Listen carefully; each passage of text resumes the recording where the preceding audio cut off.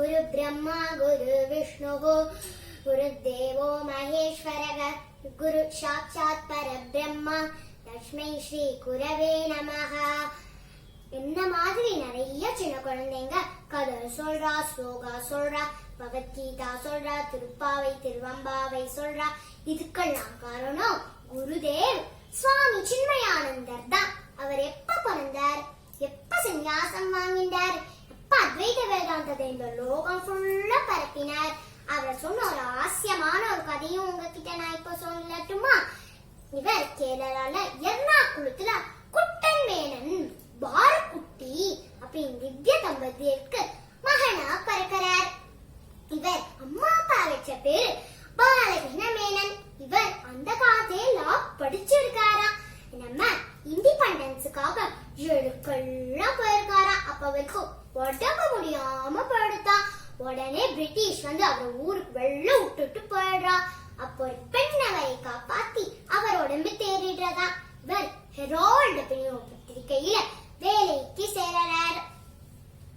அப்போ இளையமலையில இருக்க சாதுக்களை பாக்கிறதுக்காக ரிஷிகேஷ் போன சுவாமிஜி அங்க சிவானந்த குருவால இருக்கப்பட்டு நாத்திகவாணியா போன சுவாமிஜி அங்க சின்மயானந்தர் அப்படின்னு யோக பட்டத்தோட சந்நியாசம் வாங்கினார். தன்னோட குரு ஆజ్ఞப்படி தபோவன மகாராஜ் கிட்ட போய் வேதாந்த பாடலாம் கத்துண்டார்.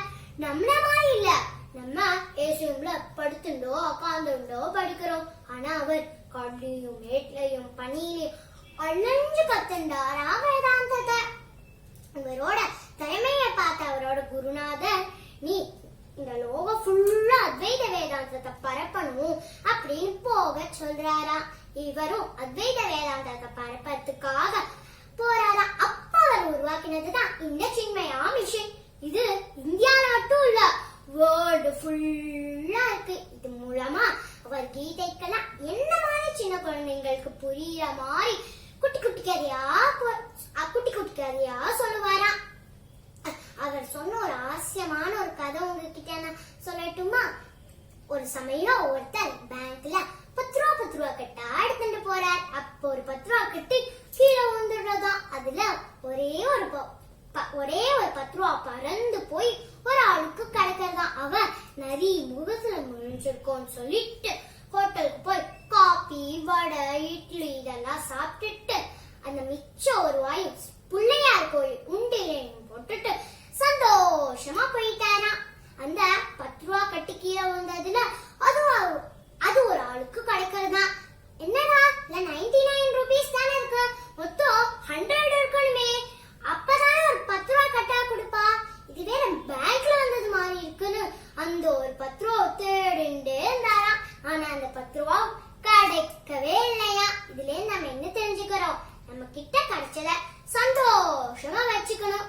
இவர் எப்படி அந்த 10 ரூபாவை சாப்பிட்டுட்டு சுவாமிக்கு ஒரு 10 ரூபாவை போட்டுட்டு போயிட்டார், ஒரு ரூபாவை போட்டுட்டு போயிட்டார். ஆனா இவ்வளவு காசு கிடைச்சாலும் அவரால் யூஸ் பண்ண முடியல அப்படின்னு சுவாமிஜி சொல்லிட்டு செம சிரிப்பாரா. இந்த சின்மயா மிஷன்ல என்ன மாதிரி சின்ன குழந்தைங்களுக்கு பால விகாரு, அண்ணா அக்காக்கு சின்மயா உபகேந்திராவு, அம்மாக்கு தேவி கிளாஸஸும் நிறைய நடக்கிறதா. வேதாந்த கிளாஸ் கூட நிறைய நடக்கிறதா. சுவாமிஜி நம்ம கூட இல்லைனாலும் இந்த சின்மயா மிஷன்ல இருக்கவா நம்மளோட மரபை அழிக்க விடாம பார்த்துட்டு இருக்கா. எனக்கு தெரிஞ்சது உங்ககிட்ட சொல்றதுக்கு நான் சந்தோஷப்படுறேன்.